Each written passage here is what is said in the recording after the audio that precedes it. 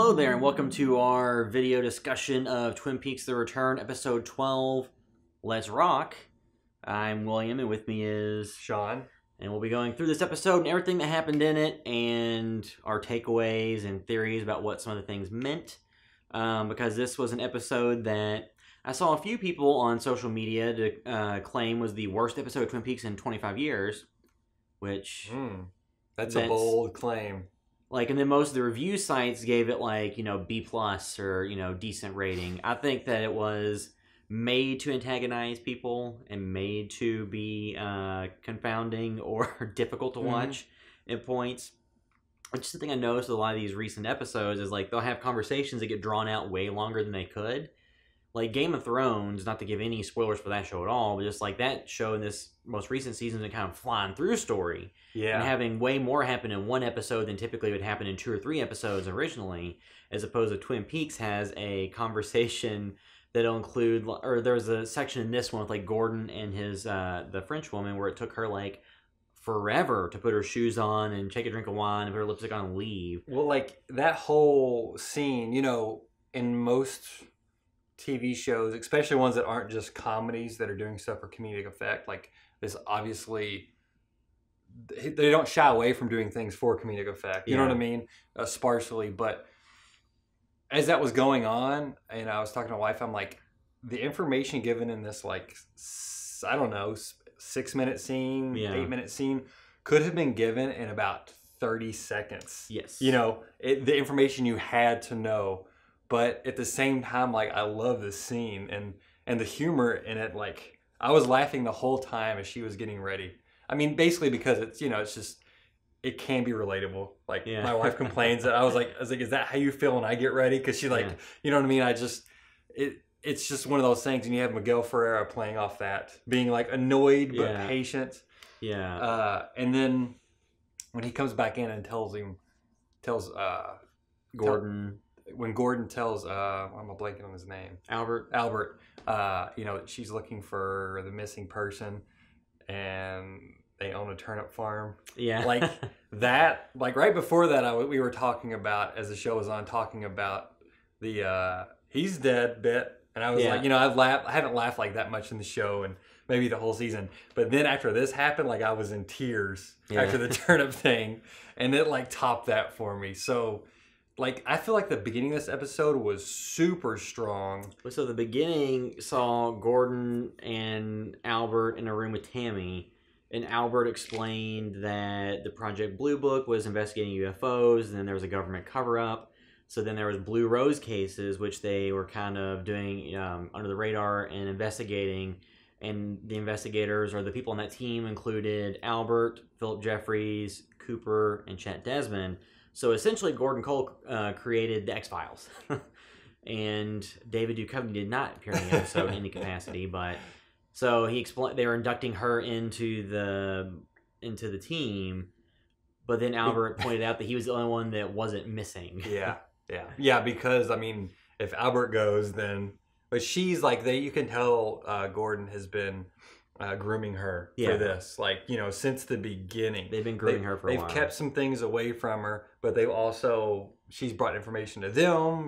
She's kind of, you can see Gordon testing her at times and stuff. So it's cool to bring her in the fold. But like you mentioned, what does that mean for her fate? Is it setting up for her to disappear or Albert? Like you would think with him passing away. Yeah. And I think they knew he was sick at the time and everything. I've heard some people say they could kind of see it in this episode. Even my wife said his eyes, she could kind of tell it in his eyes. So you would almost see possibly that being his fate in this. You know what I mean? Well, yeah, just disappearing. Because other people have said that it would, like, since Albert's the one that's existed for so long without having anything happen to him, that Tammy would be like a low stakes, body casualty. But hopefully, but knowing he would never be in another season again. You know what I mean? Because of his condition and being sick at the time. Like, still unclear. Because David Lynch has talked about being open to another season, but it's unknown like how much of a self-contained thing this season was. Because it'll be the book that Mark Frost wrote that's coming out in October of this year. So how self-contained all that is unknown. But this episode just seemed to blow the doors off as far as opening up more threads. Yeah. And it's like, okay, are those threads important? Or are we just, do we spit? And I think that's what turned a lot of people off. Like, even with a lot of movies, if they have an awesome like first act and second act, if the third act or the ending isn't good, it turns off a lot of audience members. Normally, that doesn't make me shut off the whole movie. You know what I mean? Like, normally I can appreciate what's good about it. But some people, if the ending isn't good, they're out. And this episode, it started off like, I mean, you got, you know, figured out what the blue rose was, like a huge revelation. You know what I mean? Like, it's something that had been talked about in Fire Walk with Me and mentioned some in the show, and then you finally get a very distinct, clear like answer with no interpretation required, just a straight kind of exposition piece. And then the Sarah Palmer stuff, like to have Laura's mom back in here and all that stuff was incredible. Like, I mean, I felt like there was no reason to be disappointed in the first half of this episode at all. Some people's tests were tried with Gordon's French woman, but other than that, like, you got a lot of information and they were very well done scenes. But in the end, I think the Audrey stuff, people didn't get what they wanted. Well, you know, they were complaining about the way characters changed. The episode, speaking of Game of Thrones, the episode was jumping around about as much as Game of Thrones episodes or, you know, a lot of other shows where there's a bunch of cross-cutting to different storylines. Because this jumped around a bunch and then came back to characters. So you saw Sarah Palmer at the grocery store where, you know, she kind of freaks out and I love that she's scene. She's buying like a carton of cigarettes, a bunch of vodka, and some mixers. And talking like something bad happened. Yeah, she sees the turkey jerky behind the counter. Asked the cashier about it. Who's a young blonde cashier, so maybe that could remind her to Laura to some extent. And she says something like, "Has that always been here?" And then it says albatross on it. It's a turkey jerky, which, you know, Laura said that she was a turkey gone in the corn. Yeah. To James. And then she says, gobble, gobble. But then it also said albatross, which I guess is a psychological burden that feels like a curse. Yeah. And there's some other interpretations of what albatross is as well. And then she mentions that, like, the men are coming and then flips out. So is this the woodsman, you know? Well, because she was kind of prophetic and saw things in her dreams and could see, you know, saw Bob and what he looked like. So maybe she's tapping into some of this energy that's going on as things kind of come to a head on October 1st in the show's timeline. So maybe she's seen some of that. And then there's the later scene where, well, one of the guys or the other young man who works at the store says he knows where she lives. He can drop her groceries off because she already paid for them. And that music there was, I think, from Firewalk with Me. Yeah. When maybe Philip Jeffries saw The Woodsman or something like that. Music is also terrifying and awesome, like nostalgic. It's like all these things, like there was all these emotions in that scene for me that was going on that I just absolutely loved. It felt like a scene out of Firewalk with Me, really. Yeah. Then you see Hawk later go to visit Sarah Palmer and, you know, just make sure she's okay because what happened at the store. And then of their house, of course, you get the scenes with the fans being creepy and you hear noises in the house and she says she's alone. And, you know, Hawk offers to help if she needs help with anything. So, you know, because it was funny, before the show came back, they're talking about, like, who the cast members were that were involved. And then the actor that plays Hawk was talking about how Hawk is one of the favorite characters and he had a huge role in it. And, like, I mean, that's probably just because that's his role, so he thinks a lot of people like that character. But Hawk has been one of the biggest characters in the show so far. Yeah. And one of the most important.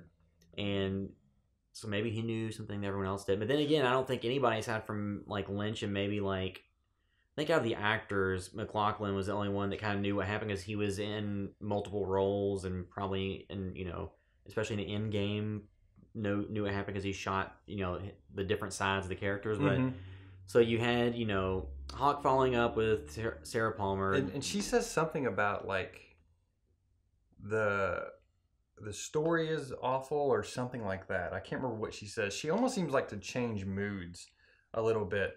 And I've heard some people say, like, okay, so are the spirits still with her? You know, is Bob in there with the house? Is it Laura? You know what I mean? Does she have a doppelganger? And did the doppelganger open the door? You know, somebody also mentioned, like, maybe it isn't so much that she's an alcoholic. Maybe she is it's almost like self-medication because she can sense these other forces. Or maybe she's getting the alcohol for someone else who is actually in the house. Yeah. Which we are unaware of, so... Yeah, there's something's going on. Or it could be the stock boy and she just didn't think about it, but I'm very, very interested to see what is in her home. Yeah, to see where that goes, because, I mean, you wouldn't think she would be involved unless there was something important for her to do. So then we get that. We get, like I said, there's a lot of cross-cutting, so there's a lot of things that happen. So we see Cooper and Sonny Jim playing catch, and Sonny Jim throws the ball, and then it just bounces off of Dougie Coop, either hitting him in the shoulder or the head. The ball just hits and then bounces off, which, you know, the last episode had that big piece at the end with the Mitchum brothers and Dougie and the pie and all that. And then on this episode, you see him for maybe 30 seconds, and his son pushes him outside to play catch, and then he throws the ball and bounces off of him. Next scene. So I'm assuming we'll get more. Like, I've seen a couple people speculating, like, with the Vegas stuff, there's not a lot left to happen with Dougie in Vegas. Yeah. Because, so in the episode, you also get Hutch and Chantel assassinating Warden Murphy and giving the best in-show product placement ever for Wendy's, where they just snipe and kill a dude and blow his head open on the driveway in front of his son, and then they say, "Oh, let's go get Wendy's." Next stop, Wendy's. Yeah. So that scene was extremely brutal, and it was brutal. I don't know. It was brutal in a different way than you normally see some films when people are being sniped. I don't know what it was. I don't know if it was. I think it was because a lot of times when you see people that are killed through the lens of a sniper rifle in a film, a lot of times it's war films or something, and it is an adversary and an enemy. Yeah. This was a person who was, you know what I mean, that did not think they were engaged in any sort of combat or whatever. It was just somebody getting home from work and being picked off and, like, you know, shot multiple times, and then the son walks out on top of that. Yeah, and then the Wendy's thing was just like, I'm sure they did not relief at the end of that. Like, if anything, they would probably pay for that to not have been the segue to their brand. And she was eating Cheetos too, which seems to be a favorite of hers. Because, like, throughout the show, like, there's been products in the show, but it's been more organic, and I don't think they're getting paid to do it, because I don't think David Lynch is into product placement. I think it's just like the products people are using or the things they're doing probably have a purpose. And who knows if Wendy's will come back into play, but so is the next target for Hutch and Chantal Dougie in Vegas, and that ends his story arc. Because then also in the episode, like we said before, it's like Gordon is in the room with a French woman, and then Albert comes in, and it takes an excruciatingly long amount of time for her to get up and leave the room. She has to, like, put her shoes on and, you know, drink wine, put lipstick on. It takes forever, and then finally leaves. And then Albert tells Gordon about the text from Diane that says she got a text that said Las Vegas, and she says they haven't asked about it yet. And then too, forgot to mention earlier, like, after they explain the Blue Rose stuff after Albert describes it to Tammy, and they get that finished, then Diane comes in the room, and she comes through a curtain that looks kind of like the one from the Black Lodge. So I'm sure there's some significance to that. And it's also in that scene, Gordon and Albert, they're having wine, and then Diane has vodka. So that's, like, even another thing that separates her from them, and you know, it indicates there's something going on. I love that there's people watching within the show. Like, as she walks in and is pouring her drink and stuff, they're all watching her. Yeah. You know, just like when they were smoking. Tammy was watching her smoke. Gordon was watching her. Like, they watch her a lot, actually.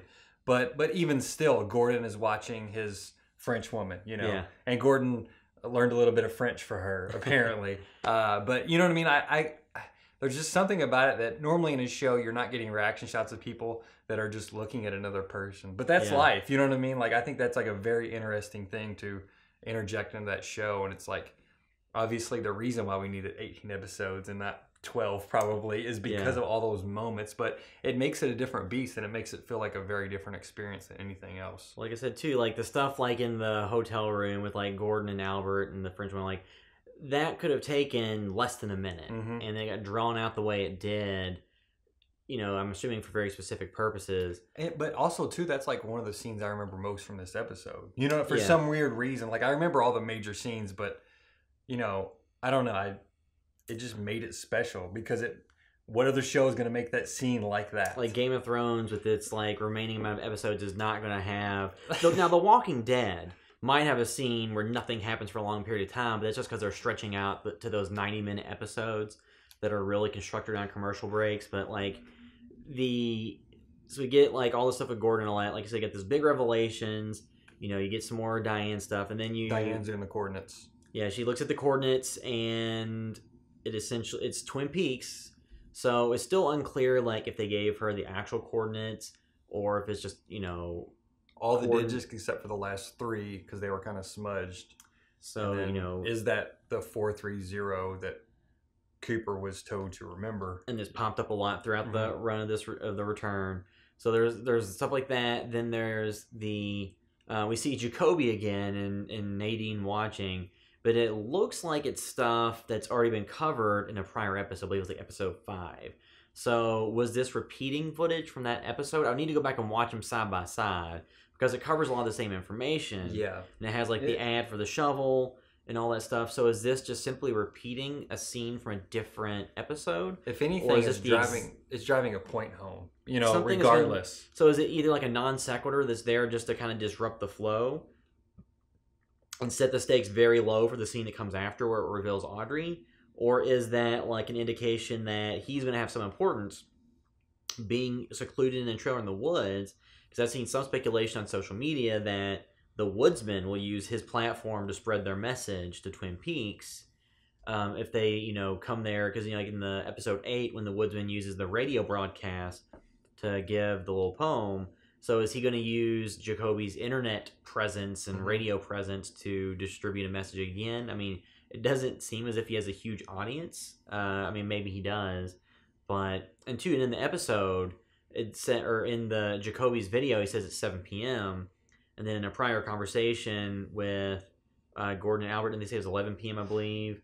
So, like, it sounds like it's out of time.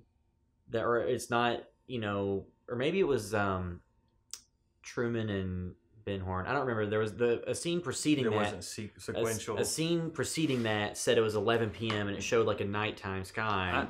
And then when he was recorded, in the video, he says it's 7 p.m. So it sounds like a disconnect. And before that, too, Jerry ran out of the woods, I think, right? Jerry ran out of the woods and fell down and then got back up and kept running. I'm like so fascinated to see. This is a disc release I really want to get. And I really hope there's some in-depth, I don't say breakdowns, but exploration of the process of putting the show together. Yeah. Because it very much seems like he definitely rearranged some stuff. He kind of figured out the edit, separately from each script. And 2, like, somebody else mentioned that, like, they felt the end of the episodes were actually the Roadhouse scenes. And even though, like, some scenes didn't get a Roadhouse scene, and it's like, oh, well, that's because it was meant to be this whole block of an episode. Well, I'm not sure I necessarily believe that, but it's an interesting. Well, because like there's some stuff like I've seen some people talking about. They think there's multiple timelines that you may not be seeing everything sequentially, and stories could be happening at different paces. Which like another HBO show had some timeline stuff that was revealed. So like, is this show following a similar path to that type of storytelling? I don't think so. I think that pretty much, I think the entire show is taking place over the course of not a long period of time, like at most a couple of weeks, but you're just being shown some stuff out of order or in a way that's meant to drive questions or confusion. Because if it was all just straight, like I've seen a number of people say they want to see the fan edit when the show's done, like cutting out the extraneous stuff and putting it all in chronological order. I think that kind of strips it of a lot of what makes it what it is.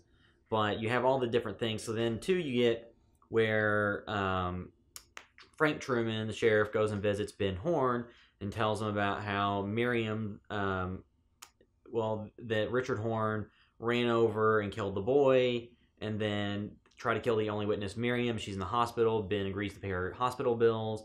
And then goes on a diatribe about how, like, when he was a kid, he had a bicycle, about his father, and mentions that Richard, never had a father, which gives more credence to the theory about Evil Cooper having impregnated Audrey when she was in a coma, which was referenced by Dr. Hayward in earlier episodes. So if Evil Cooper is the father, it makes sense why Richard Horn's not right.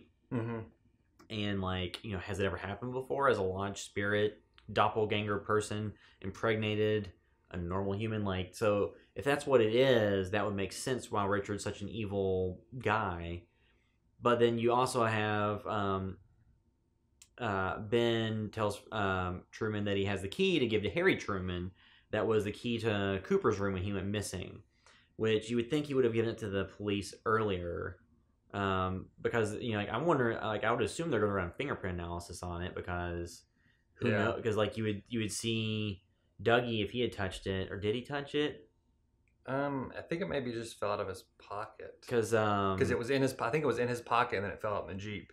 Was it Jade? Yeah, and then Jade found it. Who gave him 2 rides. But you would think his fingerprints would still be on it from 1991 or from whatever. Lodge, so you would think that they would find his fingerprints on it. That's like an interestingly concise way to handle both those plot lines. Like maybe it was supposed to happen. I don't know when it was supposed to happen, but in the original series, they would have closed that off a little bit earlier. Yeah. They constantly were at the lodge. They would have went to the lodge. Here's the key. Okay.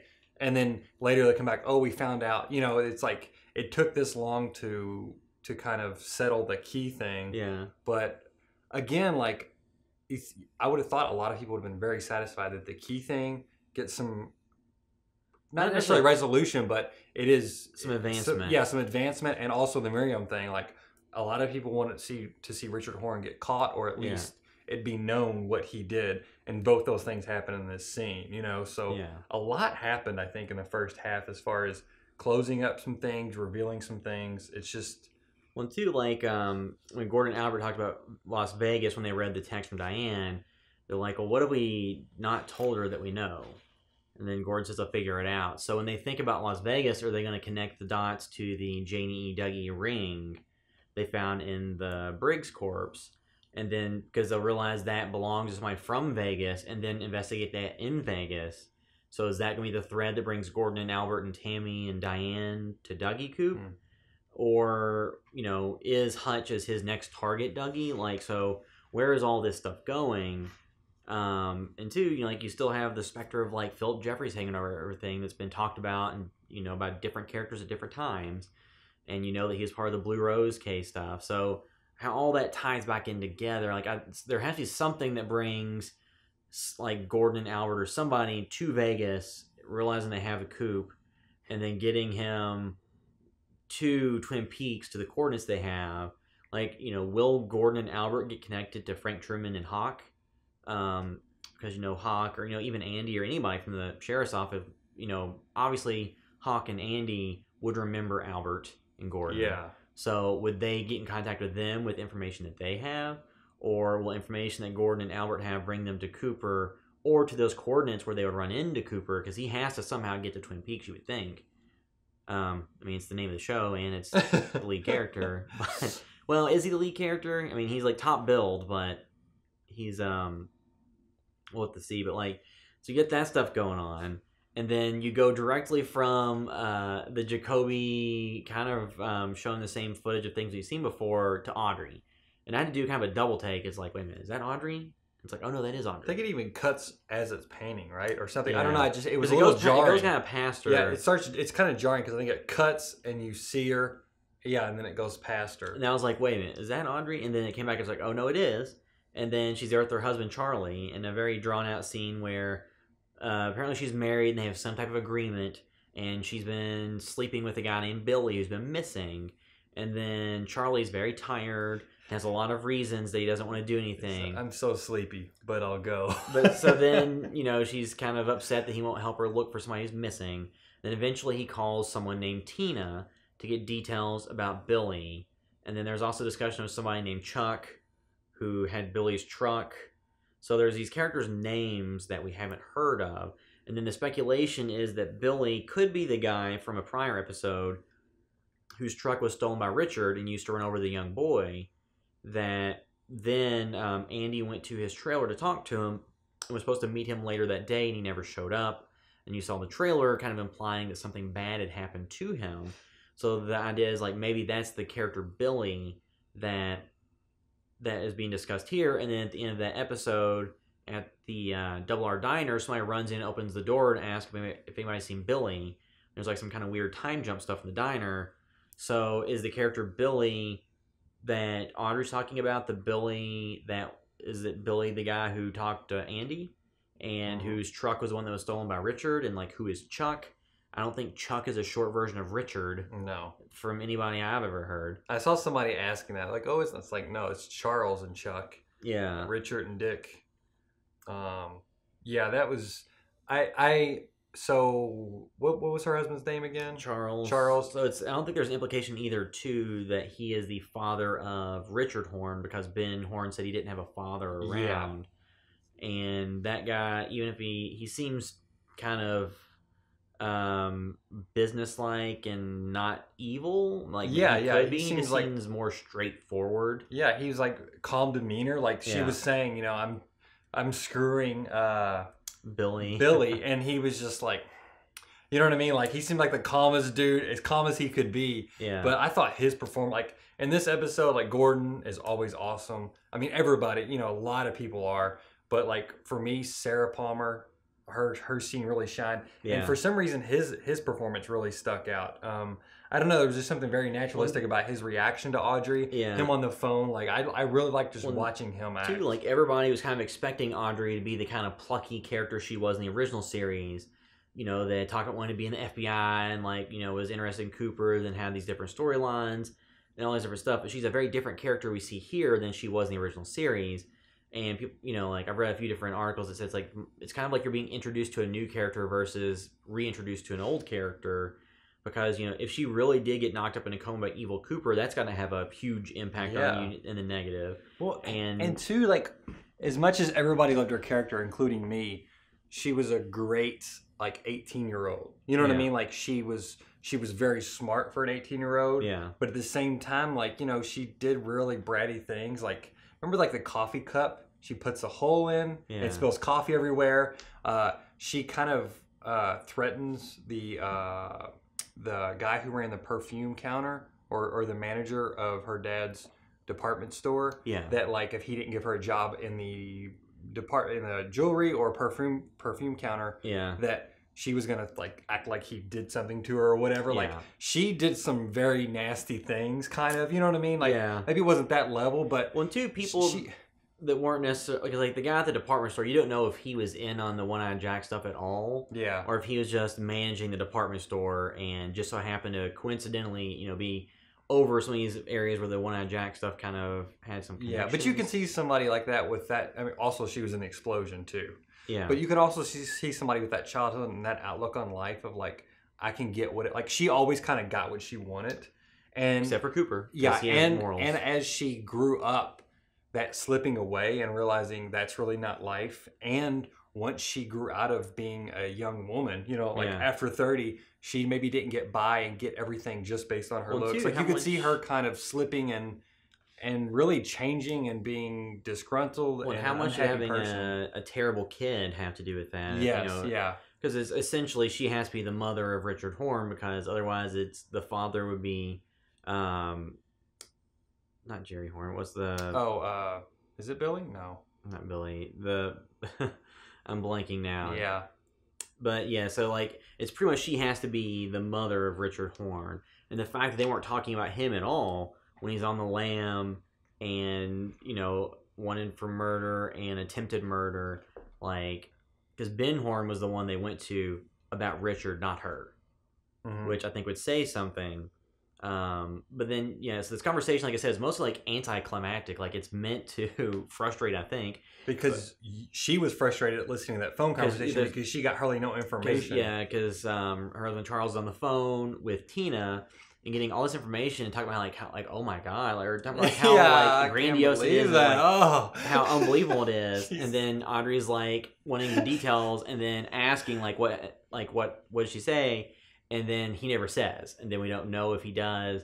So we're just as frustrated as Audrey is by the end of that scene because you're like, there's information and we're not getting what it is. And she does mention the Roadhouse, so you assume this is taking place in Twin Peaks. Yeah, because she says, she's going to the let's go to the Roadhouse because it's the last place she expected to be, but we haven't looked there. So, indicates she's still in the Twin Peaks-ish area. Yes. So I think that scene for people, one, it wasn't the same Audrey that disappointed people. Two, I think people maybe like idolized her and maybe wanted to live vicariously through her. Yeah. So that was maybe not the person they saw her with or the life they thought she was going to have. Where's Billy Zane at?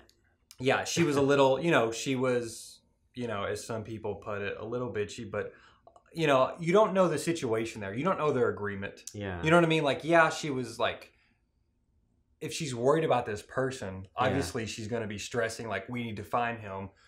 You don't know their agreement. You don't know what situation is going on with their relationship. He seemed a little perturbed by it, but it wasn't like it blew his mind. You know what I mean? It seemed like they had like some type of contract or business Yes. relationship that was binding them together more than like romantic. Yeah. So, I mean, I things. think those things, the drawn out conversation on the phone, like, you didn't get this grand Audrey entrance panning up from her shoes with the Audrey, you know what I mean? With her music. Like, and you didn't get that, but she's not that person anymore. Yeah. Why would she be? Like, it would be weird if she was trying to be that, not that a woman in her 50s or whatever can't be like sultry, but that would just seem a little boring and straightforward, well, I think. A lot of the characters we've seen haven't progressed very far past where they were when the show left off. Like, like Andy and Hawk still work at the sheriff's department, but they're not sheriffs themselves. Yeah.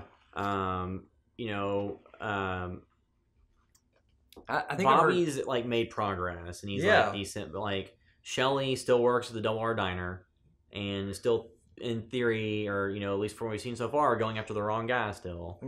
And what you can, really, Bobby has been the most interesting character to come back out of that core group in Twin Peaks, I think, because he has changed. Shelly, you're like, okay, this is kind of what I could expect. You know what I mean? Yeah. Andy, about what I expected. Yeah. Lucy, you know what I mean? Like all of them, it's great to see them, but they haven't really grown or changed in an interesting way. Well, Jerry Horn's in the woods. Yeah, and Bobby's like so interesting now, and he's like such a big character. Like he is now turning into his father again. It's like, is he going to play a huge role? Is he going to move up and be like the new Garland? Since you said that original ideas were being thrown around, that the original season 3 was going to focus on Garland Briggs. Yeah. Maybe Bobby, if there's a season 4, he could be a central character. You know what I mean? You don't know. Well, then like Ben Horn has been portrayed as a character that has turned things around and is a better person now than he was in the prior original run of the show. Which I love that. Like, I love these changes to the characters. But that does play into discussions like there's a male character so far that get redemption arcs, but all the females have kind of been stuck in place or worse off. Which I think is just a byproduct of coincidence more than anything. Because we haven't seen all the characters and where all the arcs go. Does Audrey seeing, the real Cooper, does that improve both of their states and make both of them be more like the characters you knew? Or, so who knows what will happen with that? Or, if Audrey or Cooper will see each other. Because so far we've gotten a lot of stuff that's not what everybody wanted. Like the introduction of Audrey. So will people get to see Cooper and Audrey in the same place? Like, what's going to happen to Janie E? For me, I like Janie E more than Audrey now. You know what I mean? Like, and there hasn't been much talk about Annie. It's just she's dead. But I don't think, for some reason, because I don't know. Who knows? Maybe Coop will snap out of it and say, "Where's Annie?" Well, there's like a missing piece of stuff where it shows her like bloodied and stuff, but. Like, so it's just like you see these different characters and you don't really get what you wanted from a lot of it, but you still don't know what's ahead. So this is episode 12. There's 6 episodes left. There's only 18 episode season. So it's, everybody's, speculating when will you see real Cooper again. I'm starting to think it's not going to be like the last episode or the last 2 episodes, or we're not going to get much of it if I had to guess, because you're more than halfway through the show. And you're 2/3 of the way through the run. You're on episode 12 of 18, and you still haven't seen real Cooper. There's footage from like some of the original promo stuff they showed with no story whatsoever, just like a few images of characters. There's characters we saw in that, or images we saw in that we have yet to see on the show so far. So people are wondering, when's Big Ed going to show up, or what's up with Cooper? I think I've heard what episode Big Ed's showing up in. Not that I wanted to, but I heard a number for that. You've heard you've heard Big Ed's gas bar mentioned. So you have to assume he'll show up at some point. We saw James. We haven't seen him again. How important he is, who knows? Unfortunately, like I didn't hate James like everybody else. Like, I really enjoyed his ridiculousness. When he was on screen and all of his scenes, like I enjoyed that. Like, I had fun with him. like his character. Because he's kind of walked in and didn't really do anything. He was a dope, he was a dopey character, but he was supposed to be cool. Like I loved seeing James on screen in the original series. Not that like he was like a character to idolize, but I was hoping to get a little bit more of him. I want to see him sing and play guitar. Yeah. But like, so then there's other things too, like characters that show up at the Roadhouse. Like Jane Levy was in one episode, hasn't been seen since. So does she come back in? Like a couple episodes ago, Sky Ferreira was like the girl that was talking about working at the burger restaurant that had like the big rash and was doing drugs and stuff. So there's these people that are names others are aware of that we've seen. And it's unclear how they're going to play into the rest of this, if at all, or if they were just kind of in the episode. Like, will Michael Cera show back up as Wally Brando, or is that a one-time deal? So there's a lot of stuff like that. And then we saw, like we said, Diane looked up the coordinates and saw that it was in Twin Peaks. Then at the Roadhouse, we see two women talking that we haven't seen before, and they're talking about other characters we haven't heard of before. And then a guy shows up and talks about somebody who ran him off the road, and it was, headlights coming at him. So was that Richard Horne getting out of town, frantically, that caused him to go off the road? Was it Evil Cooper getting back to town that caused that? Who knows what that was, or was it just a random occurrence? Yeah, was it a townsperson, just like the one from the previous episode who said she has to get home to dinner and was freaking out? Is it somebody in the town kind of going wild? Was it Sarah Palmer, who should have been given a DUI because she was drunk? Yeah, or was it Audrey going out looking for Billy? Yeah, so for Billy. You would think she was going to the Roadhouse, though, and if he passed them. But, yeah, it's, this episode's going to be very interesting to look back on. Like, it's cool doing these to kind of be, like, little journals about reactions and how people were feeling about them at the time. Like, we don't know how the rest of this episode is going to fit into the rest of the series and the lore as a whole. Like, it could be more important than we think. Well, you never know. It's like, as of right now, the story with Audrey looks like it's disconnected from the Dougie Evil Cooper story. If anything, it might tie back into the Richard Horne story with, like, if Billy is the guy whose truck he stole. So if it ties into that, then that, brings her son full circle, might bring it into the Evil Cooper if he is, in fact, the father, which everything is kind of pointing to. So, but... now that so maybe they got some, they were talking about, Chuck said that... So what was the thing? Did he borrow... They say Chuck borrowed Billy's truck? Yeah, believe. That's all hearsay. Yeah. I'm wondering if he called Tina and she said no, like there was some, it's like that telephone game where you pass along and it's like things get messed up. Maybe it was no, Richard stole his truck and he is hearing, oh my God, Richard ran over a kid. Yeah. Billy's dead. Yeah. He was found in his trailer, or, you don't know. Like maybe that's all that information, then he beat up Miriam, and because she knew that he had hit that kid, like maybe he's finding out all this information, is going to tell Audrey, and then she's going to run to her dad's, or you know what I mean? Like, well, until we hear Chet Desmond mentioned for the first time in a while. Yeah. And so I shared that one thing with you. I saw that somebody found the van that Harry Dean Stanton, Carl, his little magical flute or whatever. Somebody pointed out that the inside of the van is different than the outside, and they thought, maybe it's rigging for the camera, so they've got two different vehicles. But there's there's some sort of bar for, I guess, windshield wipers or something that is missing on the inside. Somebody looked it up in an old manual they had, and it was called C. Desmond T-bar or something. Yeah, and it's missing on the inside. So basically, it's C. Desmond, Chet Desmond, and it's missing, which is like an insane thing. Yeah. Like, that can't be coincidence. You wouldn't think so. And Chet Desmond, like Chris Isaacs, isn't somebody's been rumored to be in the return. And then too, we kind of last over, like, so you have another scene at the Fat Trout Trailer Park with Carl. Yes. There's one of the residents who's been mowing yards and working on trailers for people and giving blood to make money. So he gives him some cash and, tries to help him out and tells him not to give his blood away. So, you see Carl's just a decent guy that helps people. Yeah, he's like seemingly changed from the character we first saw in Firewalk with Me. Yeah. He was complaining if people were knocking on his door, and he was cussing and everything.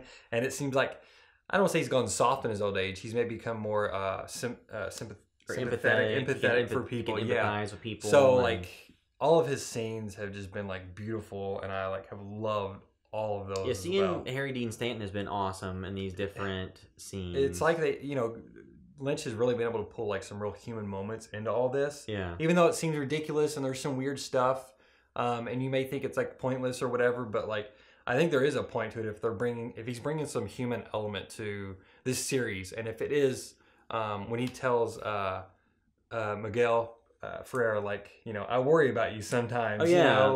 That was a great little moment. It was funny, but it was also the great. long scene between Albert and Gordon, like where they have like the look.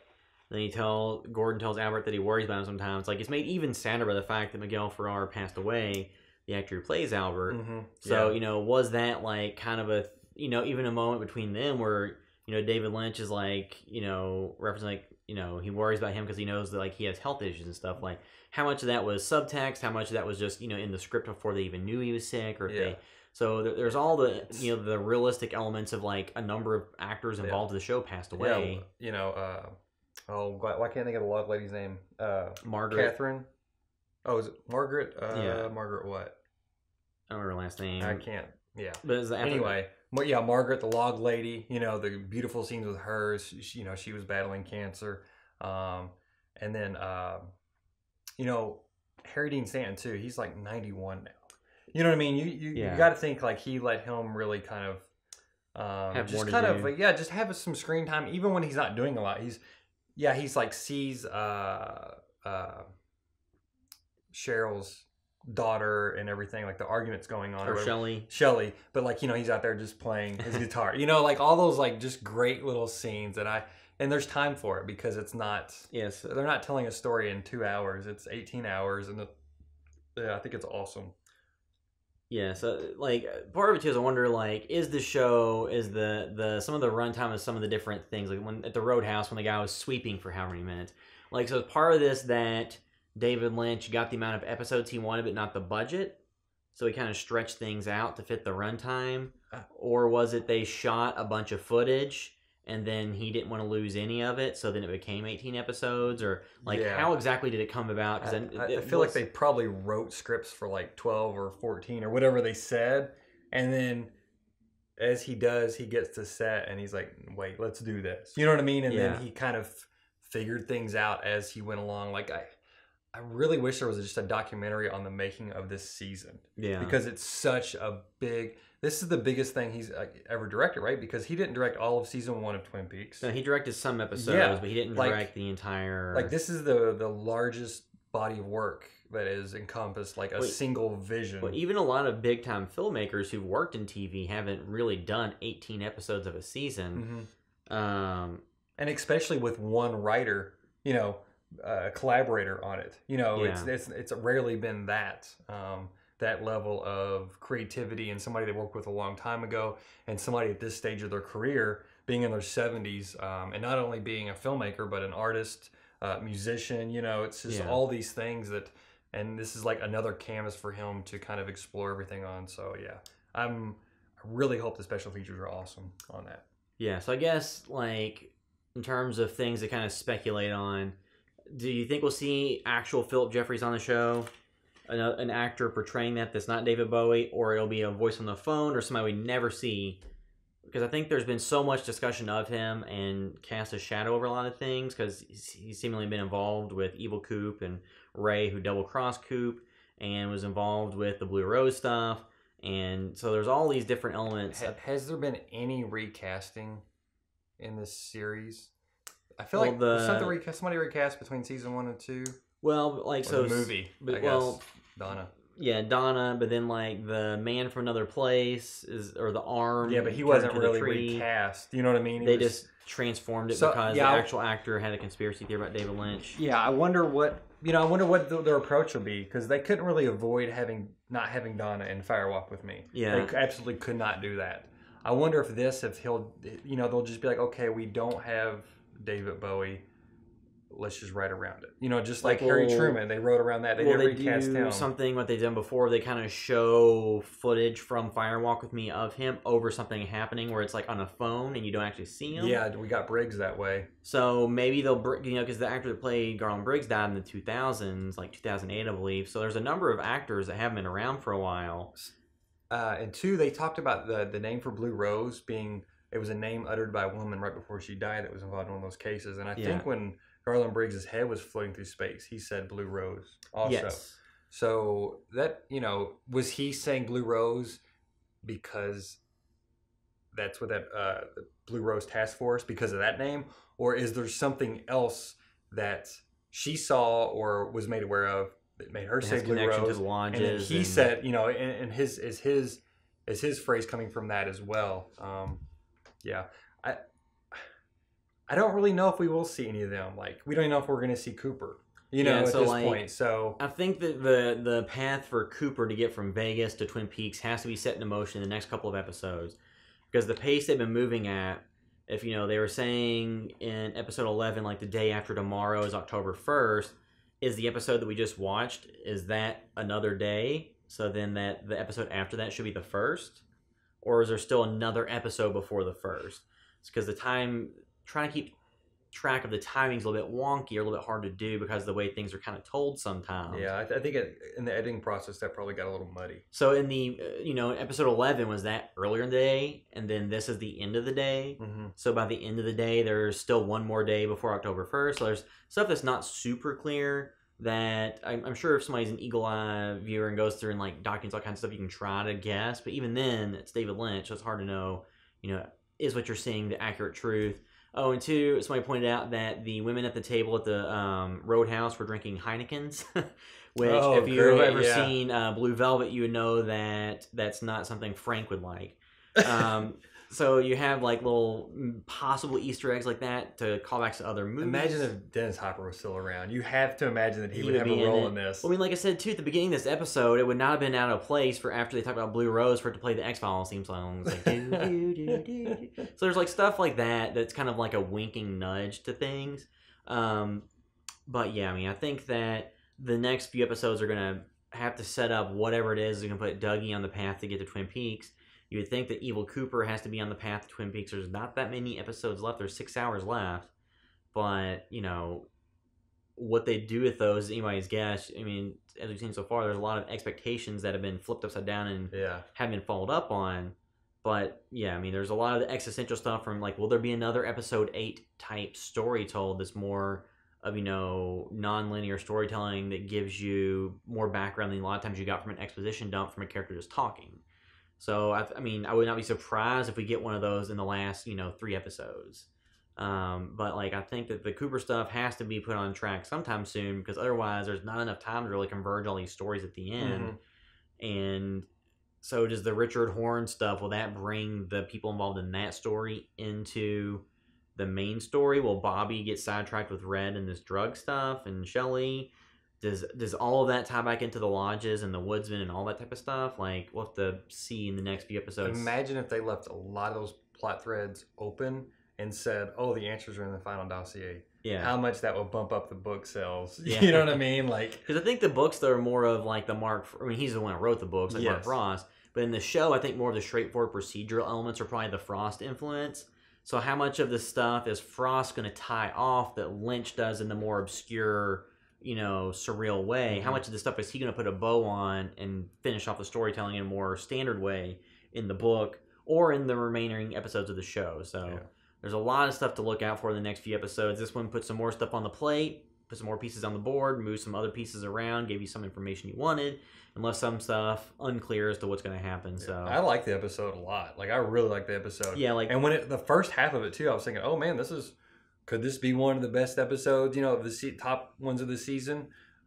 Just because it was so many interesting revelations and the Sarah Palmer stuff. I mean, the last half wasn't nearly as exciting, even though we got Audrey.